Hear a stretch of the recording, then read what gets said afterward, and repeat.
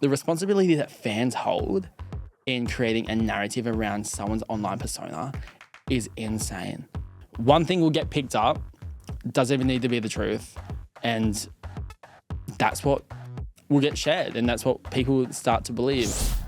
No offense, watching that man in Saltburn, licking that bathtub, one, Sabrina, you did the world a favor by picking that one up. The royal wedding happened. Riley and Vita, did you guys use ChatGPT to write your vows? I need to know. I want to know if Alex Warren's vows.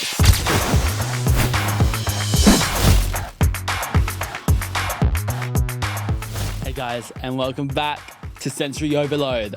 Oh my God, I've not said that sentence solo in a long time, and damn, it feels good. Oh my God. Guys, before we start our episode, make sure you go subscribe to our YouTube, which is just Sensory Overload. We have a whole new podcast channel over there, and every subscriber and every comment, like, helps so much. And we want to hear your thoughts because we want you to be interacting with the podcast so you can come on, have your put, and say what you want to say. Because ultimately, we cannot do this without you. And the fact that you guys even watch makes my heart just so goddamn warm. That's for sure. Also, we just had Yanna on the podcast and we had Kai, and I cannot believe the outcome of this podcast. It was so good. I tell you, I can't begin to tell you the amount of convincing it took to get Kai. Like, we had to pre-warm him up by doing Yanna's episode first just so he would sit on the couch, and I'm so proud of him. He did such a good job. If you haven't listened to those episodes, make sure that you go subscribe and listen to them, please, because they are a really good listen. Even Sian Sustovic, I hope I'm saying your name right. Even she said this was so good and she loved this interview. So girl, thank you so much for commenting. And trust me, we have so many more episodes to come with new and exciting guests that I can't wait for you guys to listen to. Actually, remember that episode that we did with Lucy where we pretty much outed her baby daddy and exposed that whole thing? I'm doing a whole video on that on itself, but she's actually here in Sydney. She's actually at my apartment waiting because we're about to record an episode for that. I don't think you're ready because this is going to be such a good episode. Okay.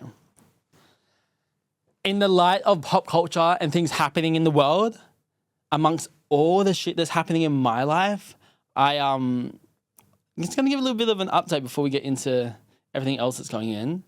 I honestly haven't been in the studio in so long. We've had so many bulk recordings, so it's been so nice to just sit here now.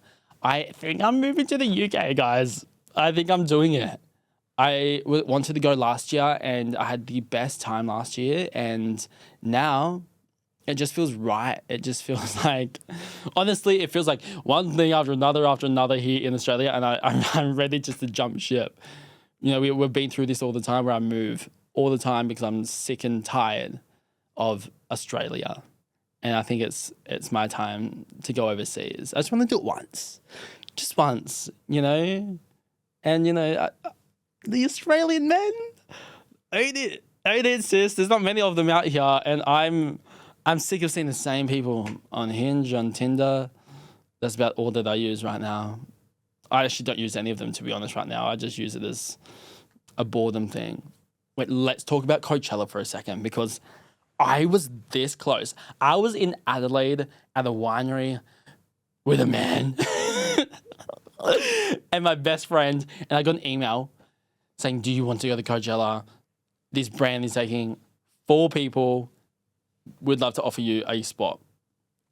I just had to pay for my own tickets, and I kid you not, I am regretting it so bad not going. I cannot believe I just didn't even just book the flights right then and there, because Biebercella and Sabrinacella looked so damn good. There's so much. I wish I could have experienced that, because that was iconic.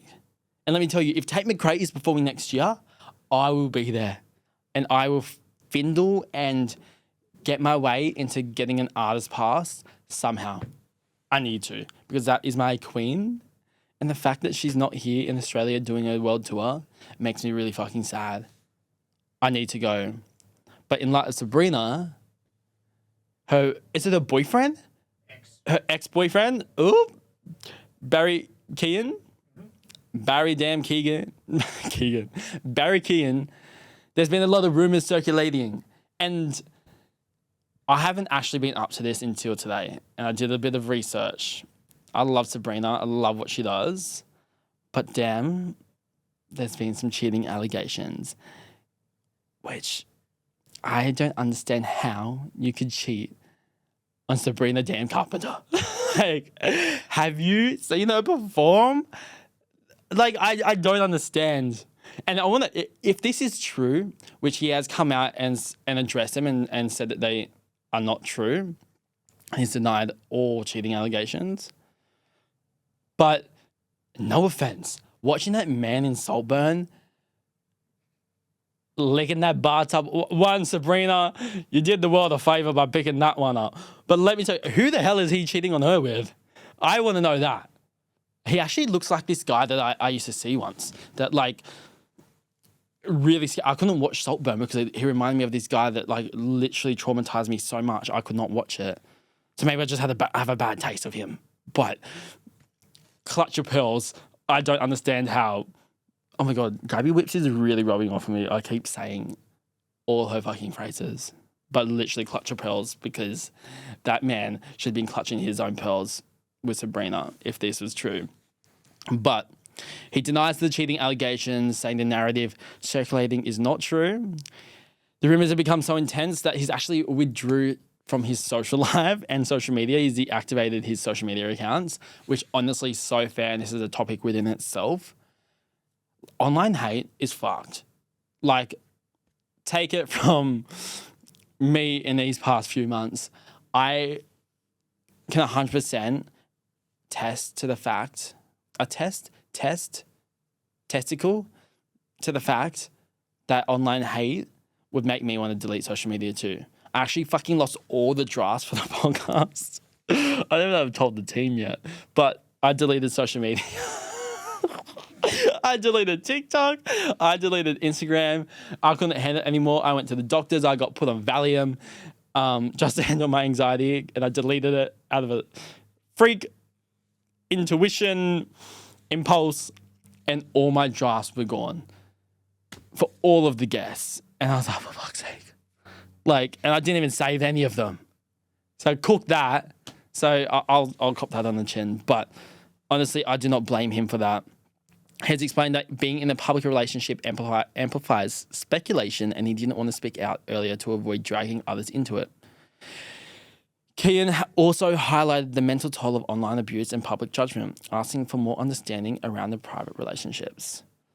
Now, this is a hard one, and this is a topic that I think is so important when you get into social media or you have a scandal. You don't even need to be in social media to get into a scandal.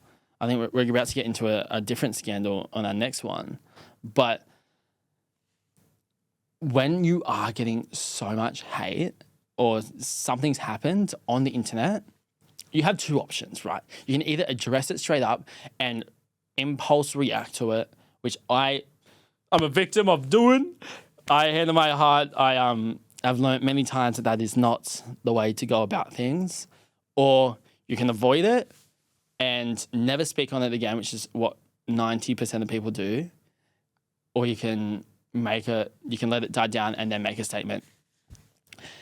That's kind of what everybody tells you when you go through something. And you know what? Most of the time, whether you get pushed into saying things that you don't want to say, or you get pushed into doing things that you want to do and you want to react, the best thing to do is take the time, whether it's a day or 2 or 3, is take the damn time. But when it comes to people leaving it for months, and this is what I don't understand. I can't stand people saying false shit about me. Fuck off. That's what I have to say. Don't say it. I have a really bad tendency of not liking what people say, and maybe I need to learn, but yeah, I'll be on a fucking fake account defending myself. I'm on tea time defending myself on a fake account. I say it. I will say it. And I get fucking blocked on tea time all the time because I think they know because I actually It looks so fake. I don't know how we got it accepted, but actually, Holly and I still share the same fake tea time account. It is what it is. But when it comes to online speculation and saying your piece, I personally think it's so much better to address things organically, who you are, how you truly feel, and stick to the person you are than to let people online speculate. And obviously that comes within boundaries and what the allegations are. But it's harmful. Like, the responsibility that fans hold in creating a narrative around someone's online persona is insane. I've watched that happen so many times in this industry, and it's happened to me. That, one thing will get picked up, doesn't even need to be the truth, and that's what will get shared, and that's what people start to believe. And that's why I just think, just say it. Like, is it really that fucking deep? Just say it. It's not that deep. I mean, if I was in Barry's position, if you're letting it go on for that long, hoping it's going to go away, and you're going to come out and just say it's just not true, like, that could have been said so long ago. Like, in that situation, I 100% agree. Not commenting on it did way more damage than just saying that in the first place. Unless it was true, which allegedly, got no idea. That's what you have to say in these podcasts when something might be true. Allegedly is what it is. On a good note, though, the royal wedding happened, and okay, I don't want to hold my little 2 cents into this, but I'm gonna grab it. I met Riley Hemson back in 2020, 21 or 22. And I was getting harassed by this lady. I think I've told this story on the internet before. I was getting harassed by this lady at this event. No idea who she was. And Riley actually saved me. And at the time, she was Healthy Chick 101. I had no idea who she was. She was so lovely and so nice. And I was actually like, oh my God, thank you so much. I had an influencer come up to me after, and she's like, oh my God, you realize who just talked to you? I was like, no. Who? That's Healthy Chick 101. She hasn't talked to anybody. And I was like, she was so lovely. I was like, what do you mean? Anyway, I've really watched her blossom, obviously, over her doing the rebrand to Riley Hemson. And she just had her wedding, which she's a Vogue bride, which is my fucking dream. I mean, I can't be a Vogue bride, but I want to be a Vogue groom. I want to be the first Vogue bride and groom, because I don't know what I'm going to wear, a dress or a suit, just so you know. Never say never. But Riley Hemson, she married her longtime partner, Vida. I'm going to fucking butcher his last name. Let's just call him Vida, because I'm not going to disrespect anybody like that. In a private, highly curated wedding on the New South Wales South Coast. She kept the entire wedding secret until it was announced on Vogue Australia, which, oh my God, have you heard the tea about Vogue? No. I mean, don't quote me on this. This is what I've heard. There's going to be no more Vogue in each country. It's just going to be Vogue International. Really? Yeah. That's huge. Which is going to be so sad. I mean, if this is true, alleged, I don't know why they would do this unless they're trying to create some exclusivity around... I've gone into a whole deep dive after the Devil's Wears Prada situation, and I'm going to the premiere tomorrow. And I found out that, they're trying to get rid of it. And I think Anna Wintour's just gone into a new position on Vogue's primary company, and she's creating the whole international piece. And there's not Vogue Paris, Vogue Britain, Vogue Australia, Vogue here, there, and there, everywhere. Apparently it's going to go, which is going to be so sad, because I want to be in Vogue. I'm not getting a fucking Vogue International. That is fucked. So I'm so happy that Riley got into that, because that's insane. And I know brides fight to the death for that. That's a whole thing in itself. Guys, if you can write me in the craziest stories that you've ever heard about a bride trying to get into Vogue, because let me tell you, I know somebody who literally held off photos on her wedding for months. I swear it was months to try and get into Vogue, and she was not going to publish any of the photos until that happened. I mean, and she got it. She actually got it, and she looked absolutely amazing. So the couple, they leaned into like a real non-traditional personal vibe in their wedding. They posted everything so organic, and I think that's where everything's kind of going these days. Like nothing is like over edited anymore. I mean, for me, I feel like when I have my wedding, I'm gonna want a documentary, and like maybe instead of Vogue, I can pitch it to Netflix or Hulu. You know, that's yeah, Amazon, anybody. I just want a documentary about my love life, please. I want a movie. I want to rewatch it. I am a simp. I will literally. I'll be in bed at 12 a.m. I'll need to go to sleep. If there's a wedding speech that comes up on my TikTok, I'm watching it. And then I go into a deep dive. I make myself cry. It's actually fucked. And I actually had this conversation. I've been like seeing someone on the down low lately. And I've come to terms with the fact that I'm actually fucked in the head.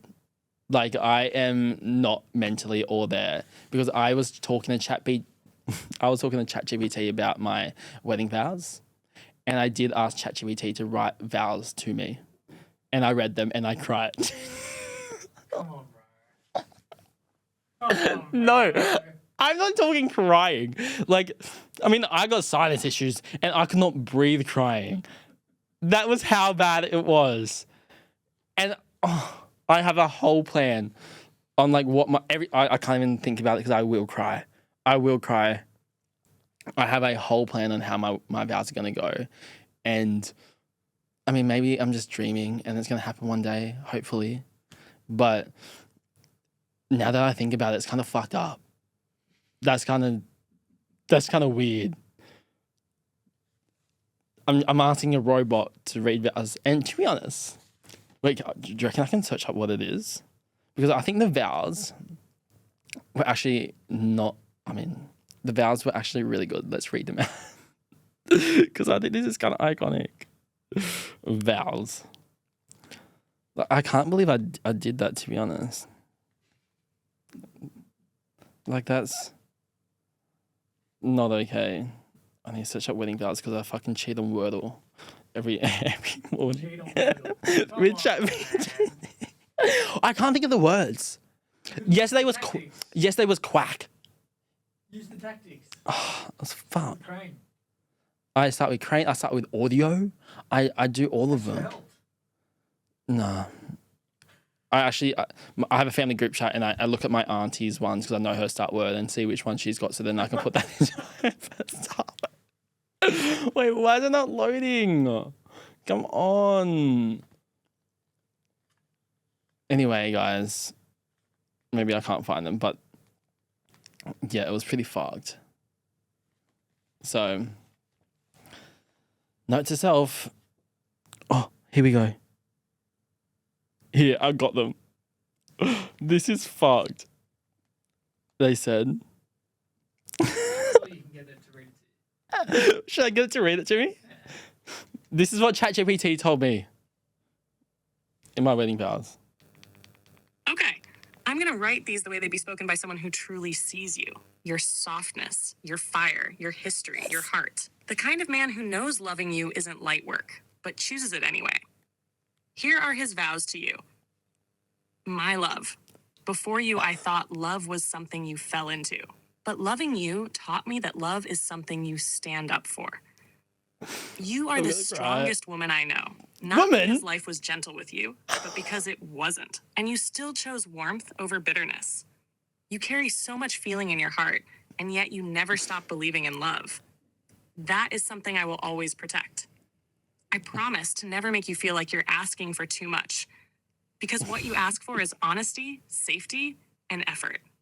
And you deserve all of it. I vow to show up for you emotionally, not just physically. To hear what you're saying, even when you don't have the words. To hold you when you're overwhelmed, and to remind you, again and again, that you don't have to be strong alone anymore. Oh. I promise to be consistent. To be the calm when your mind runs too fast. All right, we need to stop that there because I will get emotional. I just got married. They're better than my vows. Really? No. Oh my God. I feel like I would get ChatGPT to write my vows when I do get married to articulate it a little bit better than what I can. Surely people do that. Come on. Well, I think people will probably like write their vows and then insert it into ChatGPT to spruce it up. Yeah. Maybe. Like, Maybe you will. yeah, that's what I'll do. But like, also, Hard, man. Riley and Vita, did you guys use ChatGPT to write your vows? I need to know. I want to know if Alex Warren's vows, because they get me every time. They are really, really good. Well, he said he couldn't write anything. Like, he did a whole thing about it in his YouTube. But anyway, Riley ended up wearing, she wore 3 custom outfits by Australian female designers, which is fucking preach. She looked absolutely stunning. Her corset reception? No, ceremony. The ceremony one. I was gagged. I was fucking gagged. That looked so hot. And she wore her grandmother's earrings. I just love them. I think she's so beautiful. But I just can't wait until I can get married. And I'm really scared that the trend is going to be more, I mean, I'm not going to listen to any trend, but I'm really liking how like organic wedding content is now.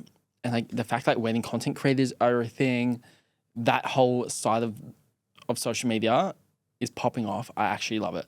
But I can best believe I'm still having the fucking documentary. For sure. Like 4-part series on this. I'm going to do a TV series actually, to be honest. Like I need to know everything. In our next topic today, speaking of Yanna Marks, my queen, I feel like I can talk about everything now because I've been holding it a secret because, guys, I knew Yanna, we're going to get into what I knew in a second. Yanna has traveled to Perth recently and I know these girls, they get a lot of MUAs, hairstylists, everything reaching out to them. A hairstylist, Ella Starr, had reached out to Yanna, wanting to do her makeup. Yanna said, would you like my rate? She said, yes. I've seen the screenshots. Yanna gave her rates. And the girl's gone and made a whole TikTok about it, about how creatives shouldn't be charging other creatives, or influencers shouldn't be charging creatives for a service that they're providing you for free. Now, I do understand the both sides of this situation. But the thing is, when you're paying to promote something, and mind you, the rate was $1,000 and she could have split that between a hairstylist. When I'm going to use a random brand, say, I don't know, say Sensory Overload wanted to sponsor Yanna and we had merch and we wanted her to wear our merch and do a paid post on that, I can probably 90% assure you that her rate is going to be way over $7,000 for that one post. That is a fucking steal to get $1,000 for a post from any influencer. I'm just gonna say that straight up. People pay. I'm not even lying. People pay over $1,000 for sound promos on TikTok. Which, if you haven't heard of a sound promo, an artist will ask you to use their song and they'll pay you to use the song and they'll either put organic content behind it or they'll use it on their socials. And you're meant to put paid partnership, but a lot of people don't put paid partnerships on them. And that's how a lot of people actually make money. And it's a really easy way to make a lot of money by doing a lot of sounds, but a lot of undisclosed money here in the industry. Now, Star had originally offered her services for free to get exposure, but was shocked to learn that there was a fee to be part of the collaboration. She's now spoken about it on TikTok, arguing it's unfair for creators to pay influencers while also providing free work, which we just stated, while others called it exploitive. Yanna claimed the fee was actually an investment into content creation shared between collaborators and not a direct charge for makeup services. The fallout highlighted a big issue: who actually benefits more in influencer collaborations, the brand or the creator. Now, my hot take on this, and this is where shit gets shady, because apparently this Ella Star, I've never heard of her, but she actually was reached out to by a hairstylist who was already in contact with Yanna, and the hairstylist already sent her Yanna's rates. She already knew that Yanna was going to charge. She then went out on her own accord to try and get Yanna, and it clearly, obviously, expect it for free, which is really strange. So I don't know how anyone is siding with this MUA, but what this MUA has done for this other hairstylist and other makeup artists and Yanna is create a whole lot more publicity. And Yanna should have been charging $2,000 for that. That has just ruined, well, I'm not going to say ruined, but it has tarnished this makeup artist's reputation, and she's just starting out, so I do feel for her. But at the end of the day, when it comes to a service and an influencer posting a collaboration and then featuring a service, yes, depending on what it is, a lot of influencers do it for a lot cheaper than what they would on an organic or a normal paid partnership that they would do. But it's still a service at the end of the day. Ads is doing makeup, ads is doing hair. It is still a service that you're providing.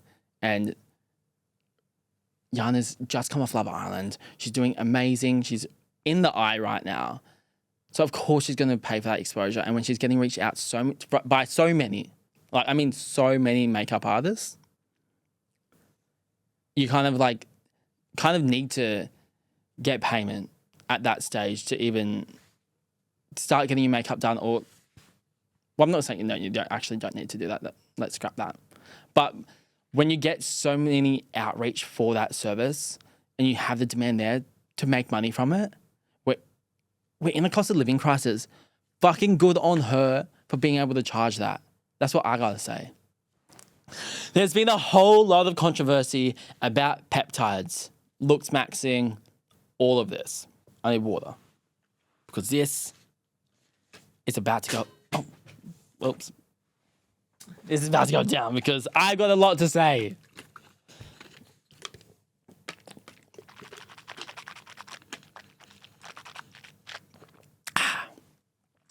I need to lubricate that throat because my mouth is about to be moving a lot like a rat. Let's start by... Actually, I'm going to even... Just so I am formally aware of the whole situation and we're not putting out any misinformation, let's ask ChatGPT, what is a peptide? From my understanding, a peptide is a chain of amino acids that sends signals to your body to do a certain thing, whether that's insulin resistance, whether that's, what's it called when you want to eat?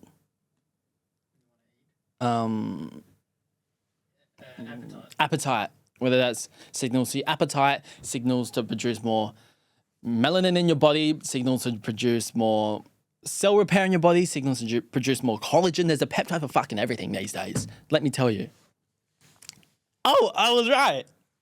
As ChatGPT says, a peptide is basically a small chain of amino acids, and amino acids are the building blocks of protein. Think of it like amino acid equals individual Lego pieces, a peptide equals small groups of Legos snapped together, and proteins big complex Lego structures. So what peptides do in your body? Peptides are everywhere in your body and act like messages or signals. They tell your cells what to do. For example, help your skin produce collagen, anti-aging healing, regulate hormones, support muscle growth and recovery, influence inflammation and immune responses. That's kind of the rundown of what a peptide is, right?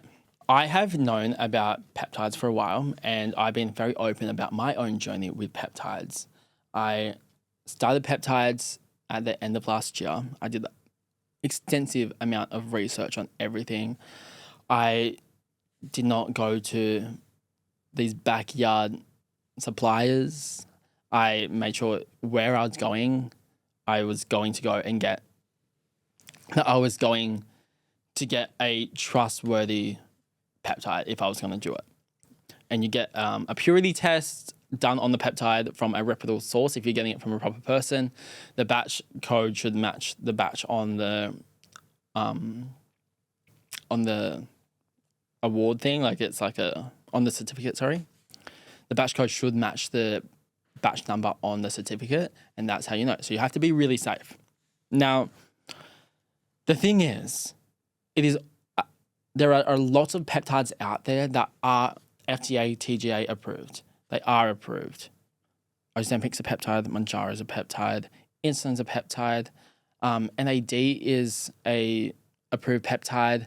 There's so many of them are approved. You can go to a doctor and get prescribed peptides.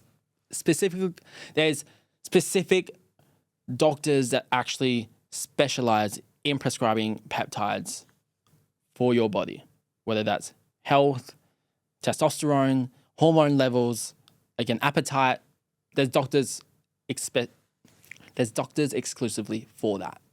Now, where there's a lot of internet discourse around this whole situation is that people are obviously injecting peptides that aren't approved. And, oh my God, I need a burp. Oh my God. Which obviously is not safe to promote. And I did a whole TikTok video on this actually, where I went deep into this topic because I seen Kia Buckley did a video about it. And I personally think the people that lie about being on it or make it seem like their results are natural, same with surgeries and BBLs and women that think, doing this glute workout is going to get them the same ass when they have a BBL. It is the lying, not lying, it is the false narrative about it being natural that I feel is doing the harm. And obviously beauty standards are evolving. They're harsh, they're fucked. It's hard to grow up with beauty standards, to fit into those beauty standards, and this is not helping at all. And I 100% agree with that. And before I get into this whole Looksmaxxing peptide thing, especially in young men, I want to say, if you are going to do a peptide or you've been thinking about it, do not do it unless you do your own research, you consult with a doctor, you get your blood works done, and you're safe, and you're going to a reputable person. Nobody's ever going to stop you from doing it if you really want to do it. I feel like, when parents are like, oh my God, I can't stop you from drinking or having sex, but that's how I feel. This is like the birds and the bees chat, except it's the syringe and the peptide chat. Okay. So especially in young men, this whole Looksmaxxing movement has started. Now, Looksmaxxing is a fast-growing social media trend where young men try to maximize their physical attractiveness through intense self-improvement. It ranges from normal habits like grooming and gym, which is called soft maxing, to extreme measures like cosmetic surgery or risky DIYs, techniques, peptides. I've seen people do mouth guards and strengthening your jaw. That's what's called. These techniques are what people are referring to as hard maxing. The trend has roots in online incel manosphere communities, which is a whole fucking other conversation in itself. And you haven't seen the manosphere documentary on Netflix. This is where I say men need to start in jail and work their way out. What about us? Well, I feel like we'd be out pretty soon. I feel like we'd be out pretty early. It is fucked. This whole documentary, if you haven't watched it, I think go watch it. It's going to make you really mad. Really fucking mad. And if it doesn't make you mad, then take a good hard look in the mirror and put some affirmations in that fucking mirror, because it talks about one-way monogamous relationships where the man is not monogamous is single, right? Yes. Where the man's where the female's monogamous and the man can go have sex with whoever he wants. It is so fucked. There's so much to it. Like, one of the people in it talk about he'd disown his child if they were gay, or if his daughter did OnlyFans. There was, I can't even begin. It makes me so mad. And it also features, the history of Andrew Tate and those things, which, oh my God, guys, do I have a story about Andrew Tate? I allegedly have a friend who was, I'm trying to say this without getting sued. I have a friend who had an experience with this man who moved overseas and had to escape. And I've wanted to get her on the podcast for a while, and maybe I need to share the story, but apparently anytime she talks about it, things get taken down, and they're a scary bunch of people. So I'm not trying to get found or stalked or something, so maybe I shouldn't, but I've heard a lot of like inside knowledge about the stuff that goes down in the country that he lives in.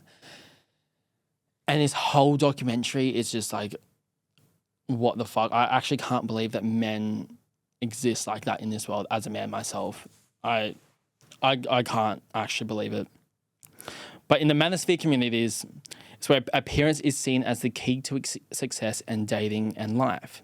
So social media has pushed it mainstream, with young men analysing their faces like data, chasing ideals like jawline, symmetry, and perfect features. Experts have warned that it can lead to body dysmorphia, anxiety, eating disorders, and even self-harm, especially among young teenage boys. While some see it as an empowerment or self-improvement, critics say it promotes toxic beauty standards and links to deeper issues around masculinity and identity. Now, the big question, is Looksmaxxing an empowering movement, or is it something that is disguised as a movement that is actually dangerous and doing a lot of self-harm? My hot take on this, and this is going to be controversial, and you probably might not agree with me, but there is a fine line. I believe in two things. Now, I always believe in looking after yourself, doing whatever surgeries you want, putting whatever you want into your body that you choose. That is your body, that is your choice. But there is a fine line, and it's like anything, absolutely anything. When it gets too extreme, the damage that it does is so dangerous, especially to young men. And I remember me being a young child growing up and seeing these guys that, I would be maybe like 15, 16, started going to the gym and seeing the older guys that were 18, 19, and they're all pumping roids to the fucking brim and mass jacked. And I'm this scrawny little dancer that couldn't put a pinky-sized distance on my bicep. I couldn't grow at all. And I have a body type where I do struggle to put muscle, and I am very strong in the muscle I do have, but it just doesn't put on size. I have very long limbs. I'm not very tall. I'm 6 foot, but when it comes to actually putting on size, I used to compare myself to these people all the time about why can they do it and I can't. I'd try eating to the point where I'd vomit because I was so over-consuming. I'd take my eating to the point where I'd over-consume so much I'd be vomiting because of how much food I was trying to ingest, because I was trying to pack in as much protein as I could, as much food as I could to put on size. And then there was, when you go through a cutting phase and the trends of cutting phases, and then you go from doing all of that to just trying to eat as less as possible. That's when I think things get dangerous. And especially when there's no education around this and the harm that it is causing is dangerous. And when people are lying and not being truthful about what they do put into their bodies and speculating that this physique that they're attaining is natural, that did so much damage to me as a kid. And if I had known, you're actually injecting pharmaceuticals into your body, then I would be like, okay, well, maybe I need to get some pharmaceuticals and I don't need to be eating this much food and making myself sick to try and achieve that. I see like females have had this beauty standard for so long where they've had to, be skinny and be this specific type. And when, Kim Kardashian went and blew up and the beauty standards started becoming, the fox eye lift and the BBL and the small waist with the big bum, and the beauty standards on females have had such a negative impact. It's so worrying to see now those same beauty standards being now pushed onto young men, and it being pushed in a way and in a movement that can be so scary.